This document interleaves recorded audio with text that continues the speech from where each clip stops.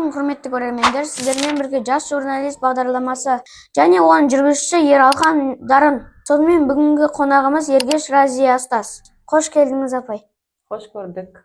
Разия апай, бүгінгі көрермендерімізге өзіңізді таныстыра кетіңіз. Сәлем Дарын. Мен Ергеш Разия Қайратқызы, жастардың 3 бастауыш мектебінің 2 Б сынып жетекшісімін. Ұстаздық санатым педагог-модератор. Сізді республикалық ұстаздар жарысының жүлдегері деп танимыз. Сол жайында айта кетсеңіз. Жақын арада мен Алматы қаласында педагогикалық идеядан республикадан жүлдегері атанғаным рас. Жалпы кез келген ұстаз республикалық жарысына бара ала ма? Жалпы қалалық кезең Шымкент қаласында болды. Ол жерде 60 мұғалім өзінің бағын сынады. 60 мұғалімнің ішінен бірінші орынға иеленіп, республикаға жолдама алдым. Ары қарай Алматы қаласында әр облыстан келген 26 ұстаздың ішінен жүлдегер атандым. Бұл жетістігімді ұзақ уақыт бойы ізденудің, еңбектің жемісі деп білем. Енді бізге қызығы, сіз ол жарысқа қандай жоба алып бардыңыз? Менің жобам 3D объектілер мұғалімдер үшін жаңа мүмкіндіктер деп аталады. Мен сабақтарымда бұндай объектілерді, технологияларды қолданамын және оқытуда оқушылардың қызығушылықтарын арттыру сөзсіз. Және қоғамда өзекті болып жатқан атом электростанциясының макетін жасап, 3D үлгісімен бірге қорғап шықтым.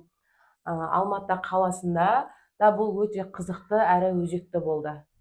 3D объектілер балалар үшін қаншалықты қызық? Қазіргі цифрлық технологиялардың дамыған заманда оқушылардың зейінін, назарын ұстап қалу өте қиын.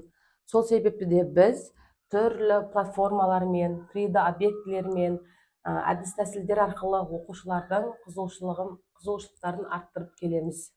Сұраққа толық жауап ала алдық. Рахмет.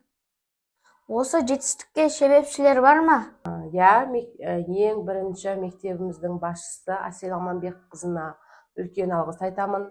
Менің идеямды қолдап, республикаға баруға мүмкіндік берген. Және де өзімнің оқушыларым 2 Б сыныбының қолдауы да мен үшін маңызы зор болды. Сіз секілді жарысқа дайындық үстінде жүрген әріптестерге қандай кеңес берер едіңіз?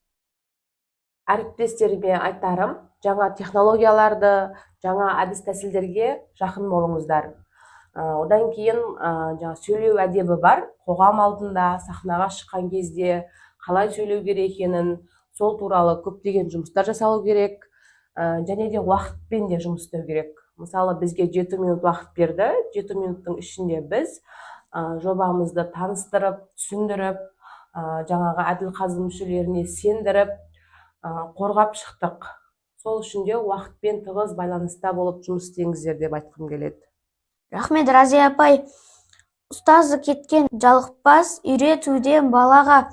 Алдағы уақытта шаршамаңыз.